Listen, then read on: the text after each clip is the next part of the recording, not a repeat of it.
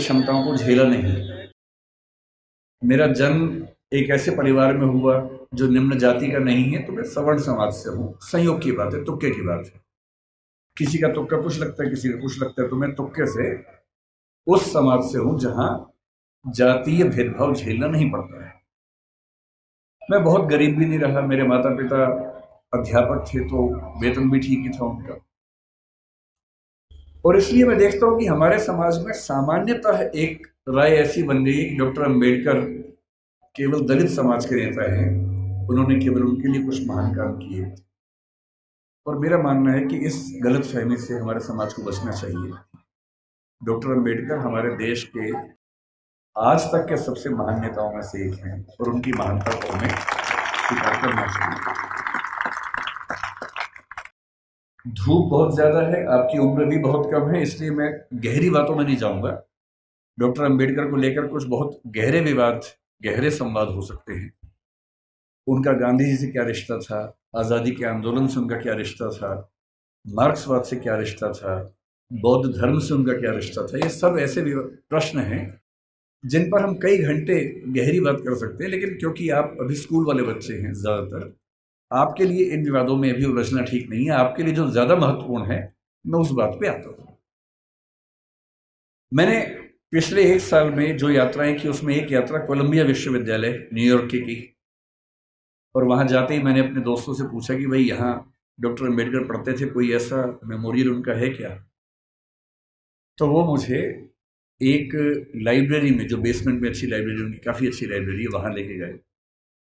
और लाइब्रेरी में एक दरवाज़ा जहाँ अंदर रीडिंग रूम है, उसके बाहर एक बहुत सुंदर प्रतिमा उनकी लगी हुई है और साथ में काफ़ी उनके बारे में लिखा हुआ है। और मुझे बहुत अच्छा लगा कि कोलंबिया विश्वविद्यालय आज भी ये मानता है कि डॉक्टर अंबेडकर उनके आज तक के सबसे शानदार विद्यार्थियों में से एक थे। फिर उसी के कुछ दिन बाद मैं लंदन में था, तो लंदन स्कूल ऑफ इकोनॉमिक्स वहाँ से पास ही था, करीब 2-3 किलोमीटर दूर था। संडे का दिन था, तो मैं घूमते घूमते वहाँ चला गया। बंद था वो, तो मैंने वहाँ उनके जो स्टाफ के मेंबर थे उनसे रिक्वेस्ट की कि क्या मैं अंदर केवल घूम सकता हूँ थोड़ा सा? तो बोले हाँ घूम लीजिए। और जब मैं घूमने गया तो मैंने देखा कि बिल्डिंग में अंदर घुसने से पहले ही बाहर उन्होंने एक ही प्रतिमा लगाई है और वो डॉक्टर अंबेडकर की ही प्रतिमा है। तो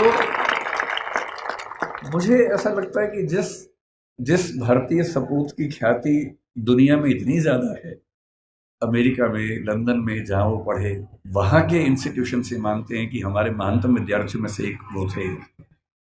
तो ऐसा क्यों है कि हमारे समाज में उनको लेकर ऐसी गलतफहमियां बहुत ज़्यादा है? आज मुझे बुलाया गया है ये कह के कि बच्चों को प्रेरणा देनी है, पर दरअसल मेरे लिए तो खुद ये प्रेरणा का समय है कि मैं एक ऐसी जगह हूँ जहाँ डॉक्टर साहब पैदा हुए, उनकी मृत्यु हुई। मैं बहुत संक्षेप में आपको ये बताना चाह रहा हूँ, क्योंकि आप में से बहुत सारे बच्चे जिस समाज में पैदा हुए होंगे, आपकी परिस्थितियां कुछ कुछ वैसी होंगी जैसे अंबेडकर जी की थी। हालांकि वैसी नहीं होंगी, और क्यों नहीं होंगी? क्योंकि अंबेडकर जी हो गए आपसे पहले, इसलिए आपकी स्थितियां वैसी नहीं। अगर वो ना होते तो स्थितियां वैसी होती। तो मैं आपको थोड़ा सा बताना चाह रहा हूं कि आप किस भारत की ऐतिहासिक सामाजिक परंपरा में स्थित हैं और आपकी जिम्मेदारी क्या बनती है। मैं ये भी समझाना चाह रहा हूं कि जो सदस्य आप में से या समाज के जो सुनेंगे इस वक्तव्य को, जो समाज के उस तबके से नहीं भी हैं, जो समाज के संपन्न वर्ग से हैं, उनको भी समझने की जरूरत है। जो हम थोड़ा सा समझेंगे क्या है वो। हमें किसी व्यक्ति की महानता समझने के लिए पहले ये देखना चाहिए कि उसकी प्रेरणा बिंदु क्या थे। आपको मैं प्रेरित करूं, इससे बेहतर है कि मैं आपको वही बताऊं डॉक्टर अंबेडकर के बारे में जिससे मुझे प्रेरणा मिलती है। शायद आपको भी किसी से प्रेरणा मिल जाए। और मैं ये स्पष्ट कर दूं, मैं किसी विचारधारा, किसी मान्यता, किसी वाद का अंध समर्थक नहीं हूं। मैं ना गांधीवादी हूं, ना मार्क्सवादी हूं, ना अंबेडकरवादी हूं। मैं सभी महान व्यक्तियों को पढ़ता हूं, डूब के पढ़ता हूं। अंबेडकर जी जितना पढ़ते थे उतना नहीं पढ़ पाता हूं, लेकिन तब भी काफ़ी पढ़ता हूं। उनके बारे में तो एक ऐसी बात मैंने सुनी है, आप बार बार ताली मत बजाइए, उससे रिदम टूटेगी। ताली एक ही बार बजा दीजिएगा बाद में, है ना? अभी सुन लीजिए।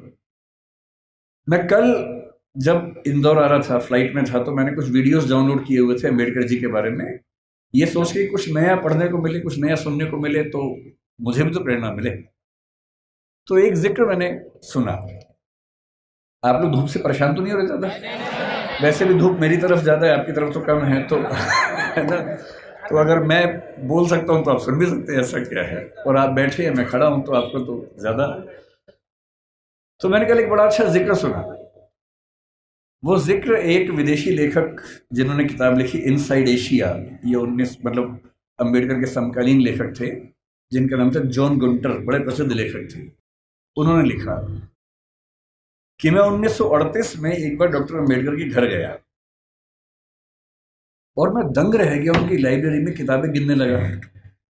तो उसके बाद पता लगा कि उनके पास उस समय 8,000 किताबें थी। ताली नहीं बजानी है, नहीं, सुनना है, केवल सुनना है। 8,000 किताबें थी। और जिस दिन डॉक्टर अम्बेडकर की 1956 में 6 दिसंबर को मृत्यु हुई, मैं जिस चीज से सबसे ज्यादा उनका प्रशंसक हूं, उस दिन उनके पास 35,000 किताबें थी।